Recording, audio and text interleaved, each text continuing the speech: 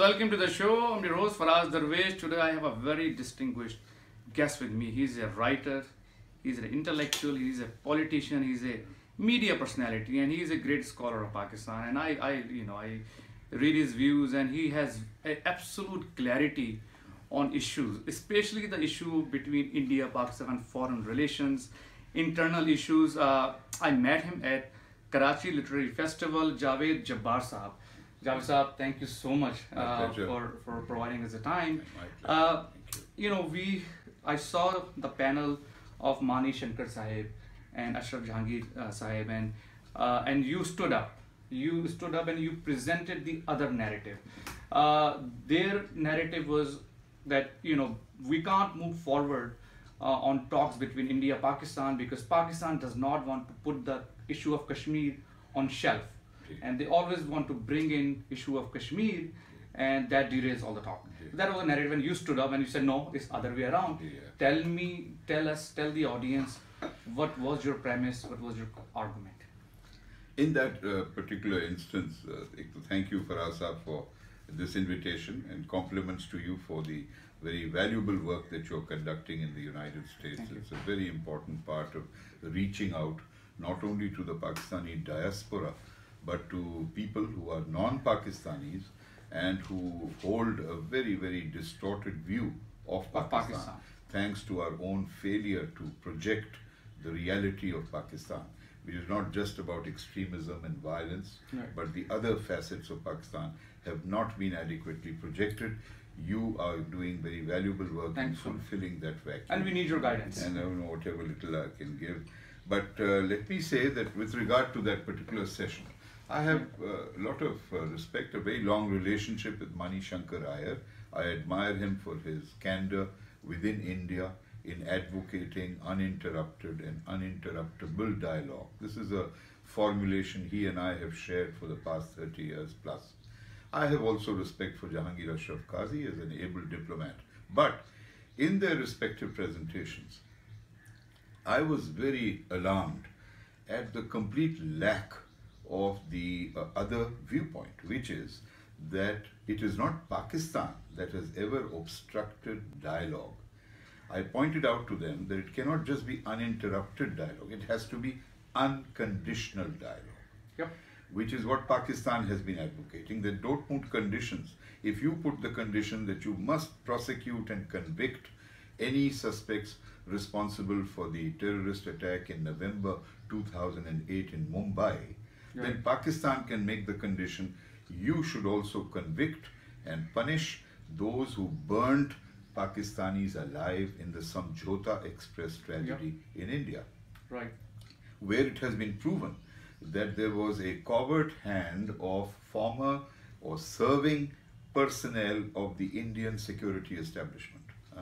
There have been confessions. And there is being admitted, yes. So if you start putting conditions, then there can be no dialogue. And there are examples in world history where America, for example, was bombing North Vietnam. And unfairly bombing Laos and Cambodia. Yet, secretly and publicly, they were holding talks in Paris while this terrible conflict was continuing. At this time, Pakistan is willing to enter into dialogue. It is India that puts forward these conditions. That's one. So I disagreed with them on this omission from both presentations. And the second was Mani Shankar Iyer's thesis that Pakistan, the only reason Pakistan is that after the first 20 years, or the first 20 years of Pakistan consisted of us saying that we are Pakistanis because we are not Indians, which reduces the concept of Muslim nationalism in South Asia from a historic process of evolution to something that is utterly superficial or very narrow and thin. It was the artificial division into two independent states. So this is the narrative that they love propounding to establish that Pakistan is not rooted in history. And I think that was a distorted fact of the history. Absolutely. This is not correct. And then the third thing about Kashmir, Kashmir is not an issue that can be taken and put into a refrigerator Right. It is not a cold territorial dispute such as between China and India, Right. where they are not battling over the lives of people, they are battling over territory, Right. uninhabited territory. Kashmir is about living human beings. Right. It is about people. It is about tens of thousands of people who have been killed or slaughtered, who continue to be attacked every day. So you cannot ask Right. Pakistan to forget human beings and let's talk about trade. Right. Which brings me to the fourth point. What amazed me was three well-informed people, including the third panelist, Mr. Asad Saeed, who I also respect as an economist, forgot to mention that Pakistan has shown extraordinary large-heartedness and open-mindedness. Right. In the 6 months of 2017, July to December, our imports from India have increased, while shelling by India across the line of control in Kashmir, killing Pakistanis every day, has also increased. So we are not the ones holding up trade. So Cinema houses show Right. Indian films every day every without day, any every problem. day. We you know. welcome Indian artists, Yeah, right? so- Now the issue is, now let me put their perspective Right. on the table. Right, right. What they said, well, listen, we want to negotiate, but look, you've been harboring Hafiz Saeed. Look, you've been sending terrorists to Uri and so on and so forth. How could you have Dawood Ibrahim, Hafiz Saeed, all these folks hanging out in Pakistan openly, and yet you wants us to sit on the table with you? First of all, you see, the Dawood Ibrahim thesis is not correct because Dawood Ibrahim has never been seen in public in Pakistan. Never. Right. This is an allegation which we should either categorically decline, Refuse, which right. we have said. I don't accept that. I've never seen Dawood Ibrahim in a public position. Never. Yeah. However, Hafiz Saeed, who has been put on a terror list by the United Nations and the United States, is seen in public. And this is a great lapse on the part of Pakistan. If we want the international community to respect Pakistan's viewpoint, we should respect their viewpoint. Right. Either we should convince them that Hafiz Saeed is innocent, so remove his name. Since we have not succeeded, we owe it to world opinion to accept that and say, yes, he should be subject to the restrictions that should normally apply. Right. Now we are belatedly doing it. We, in the last 72 hours... And it's been past due. Yes. It's been overdue. Yeah. So, to that extent, we must accept that this was our failure and we must now rectify it. Right. Now the issue, so from a Pakistan perspective, see, the problem is India, Afghanistan, Iran, they all have a common complaint. Afghanistan says, well, the Kabul attack, terrorists came from Pakistan. India says the same thing. Iran says the same thing. So we have got 4 neighbors. Out of 4 neighbors, 3 of them have got a common problem.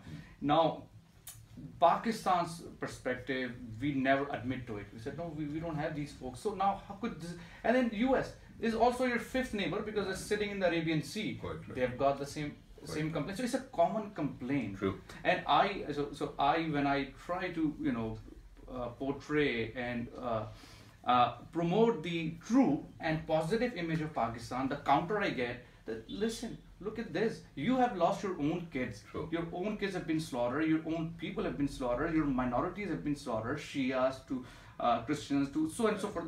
How could Pakistani state allow this narrative and these folks hanging out in Pakistan? Yeah. Yes, we have to acknowledge this, that we have not been able to influence the formulation of the appropriate or fair international narrative about Pakistan, number one. Number two, we have failed to take effective action against certain elements that have used the territory of Pakistan in the past. Third, we have failed to bring to the world's attention the fact that these countries, particularly Afghanistan and India, have used their territories to subvert Absolutely. Pakistan. Yep. Whether it is Karachi, whether it is Balochistan on the hard level, violence level, or whether it is on the soft level, penetrating arenas of public opinion formulation, writing and saying things which shake your confidence in the integrity and security of the state, Right. challenge things like CPEC, the China-Pakistan economic corridor, constantly undermine any attempts to build a strong relationship with China. So the assault on Pakistan is both physical and violent and covert, and it is also subtle and soft through the soft process. And we have failed to effectively counter that. Right. So we must take responsibility for that and then set about correcting it. Now, correcting it first of all by taking the actions within our country that need to be taken, but also doing much more by way of public diplomacy. Perfect, yes. Exactly. Our public diplomacy campaign outside Pakistan is abysmal or non-existent. Recently, we started decorating buses in London, or we countered this Free Karachi campaign by cab drivers, some cab drivers in New York. Funded by India. I know. Right. No, but this is a reactive posture. Right. For years, I have been advocating that we should be opening up key focal points in major cities in America and Europe called Pakistan centers, where people walking on the streets in Times Square or in Los Angeles or wherever. Los Angeles is a gathering of cities, it's not one city, but places which demonstrate the art, the creativity, the history, the culture of Pakistan. Right. So that people start to associate our country with Exactly. all the attributes that exist in this society, not just with violence and terrorism. Absolutely. So that needs investment. This brings up to a good point, right? I mean, in the extremism has been rising in India. The Hindu narrative has been rising in India, but India's image to the world is Bollywood. To the dance sequences, to the songs, to the Bollywood movies, to Shah Rukh Khan. That has been the India's advertisement. That has been the India's cultural promotion, and they have done a phenomenal job. And they are now collaborating with Hollywood and producing, movies with combined collaboration. Pakistan's image has become the terrorist. So I think it is a point. But when I sit here, when I listen, talk to many of the folks, they start glorifying whatever they've been doing. Blaming that US entered into game and then they left. Well, it was 25 years back, right? There's no scope for blame. Right. Yeah, forget the blame. Right. Everyone knows that Right. other people are also responsible. We should take responsibility and we should change this perception. And the effort has to be threefold. One, led by the state and the government of Pakistan.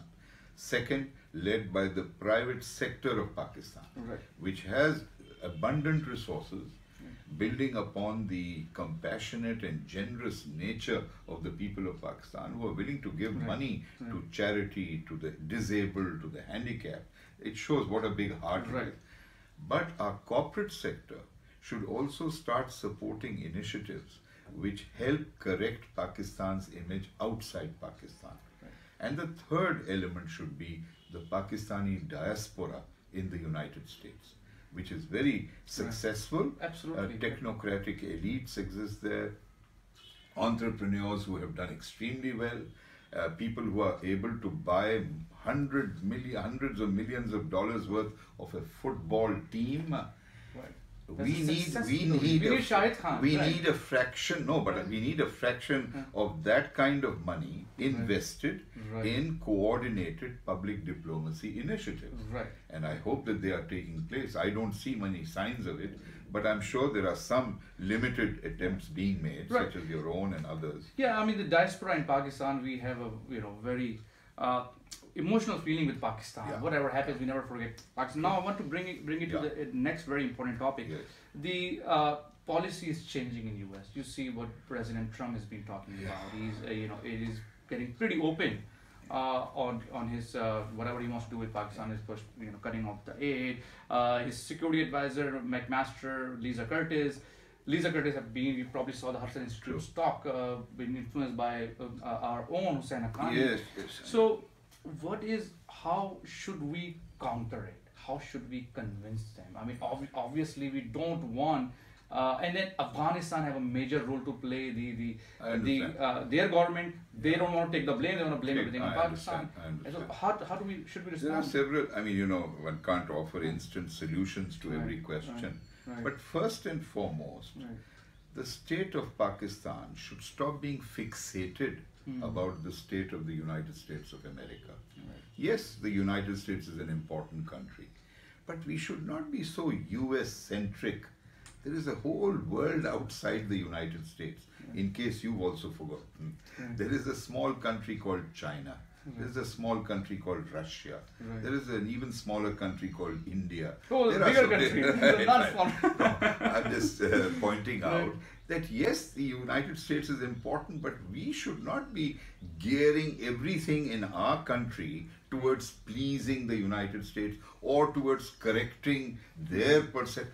They also have to do a lot of homework. Right. Look at the laughable manner in which they post officials in Pakistan. Do you know that officials in the Consulate General of the United States in Karachi are posted for 1 year? 1 year? It takes 2 to 3 months for a gentleman or a lady to settle down in a new city, start to get to know people. 3 to 4 months, 6 months. And then you start packing to return to the United States. What kind of understanding can diplomats of the United States develop about Pakistan if they are here for a 1-year tenure? This is a US State Department which is heavily understaffed, not overstaffed.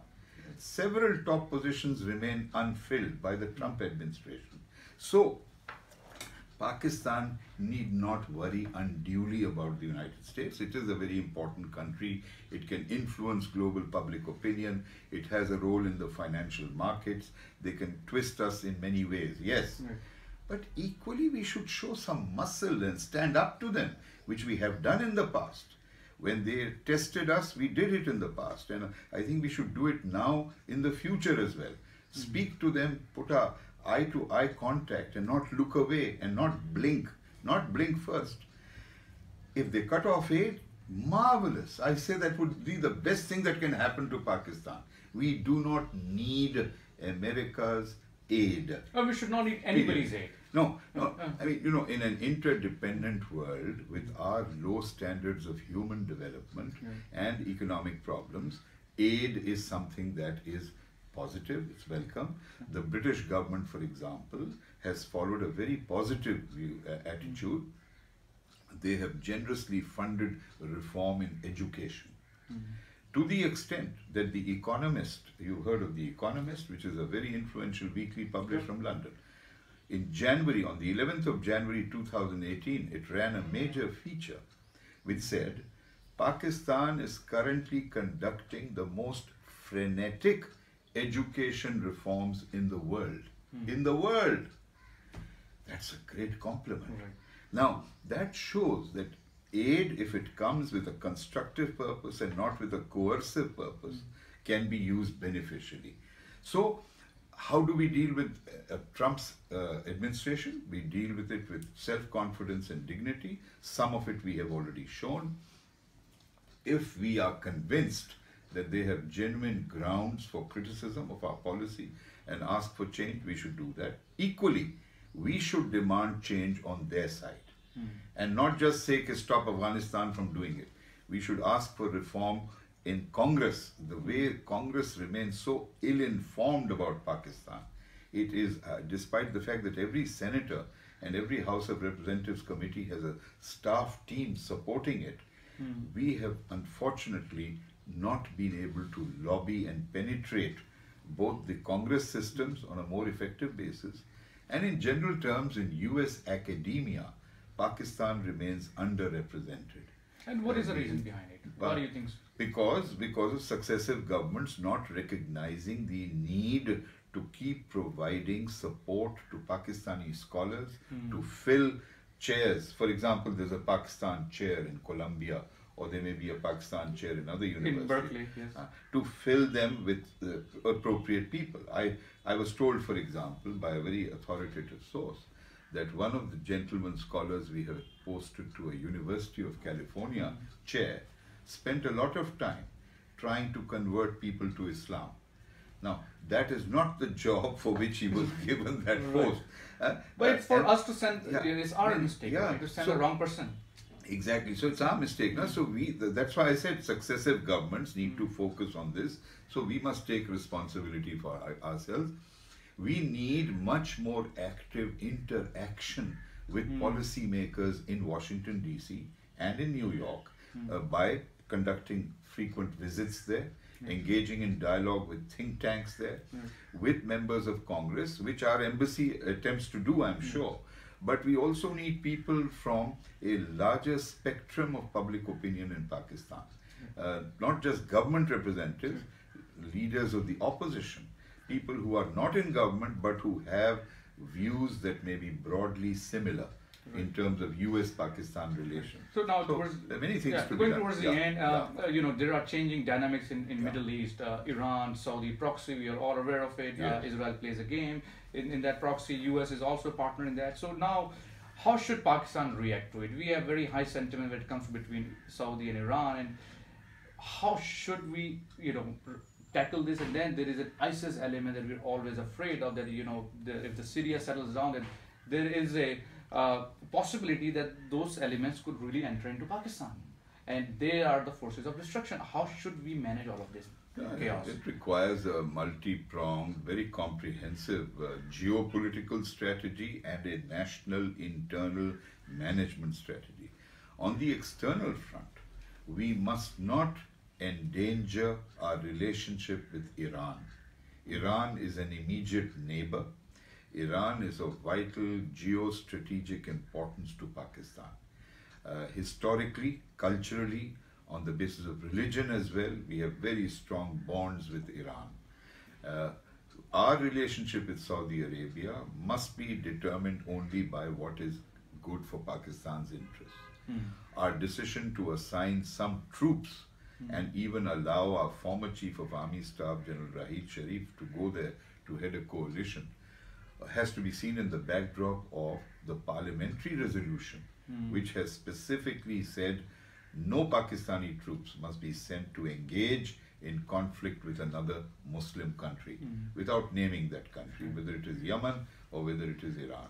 So far, Pakistan has shown unusual maturity and capacity to ensure its own interests. We must continue this policy of vigilance. We have recently seen the announcement that additional troops will be sent to Saudi Arabia. But this should strictly be for training and not for combat operations. That's a big difference. And at the same time, I think the Iranian government and the Turkish government and the Qatari governments have been reassured that this additional deployment of Pakistani troops is not going to be to engage in combat or hostility against Iran, Turkey or Qatar. So that's reassuring.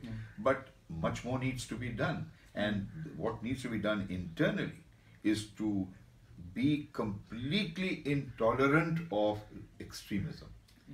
Absolutely. And that we have been too lenient so far. And what is the reason? We don't want to open up fronts? Not just that. I think the wrong interpretation of what it means to be a predominantly Muslim country has inhibited not just the military, it has inhibited civil political governments also. For example, it was an elected civil political government led by Mr. Zaved Bhutto, which amended the constitution to say Ahmadis are non-Muslims. All right, fine, it's their status. But in 1977, again faced by the pressure of the PNA agitation, accusing Mr. Bhutto of rigging the polls, Mr. Bhutto, an elected civil political leader, made the tragic mistake of retreating in the face of these religious extremists. Absolutely, and Benazir herself was promoting Taliban. This tendency to be unduly deferential to the religious elements has weakened the resolve to be a modern, forward-looking, balanced, enlightened state. And this must come to an end, and that can only be done by leadership that is willing to take risks, that is willing to confront the extremists and say this much and no further. Look at the example of other Muslim countries. There are countries like Jordan, which allow only pre-approved sermons to be delivered by the khatibs in the mosques. Here, every prayer leader is free to compose his own sermon.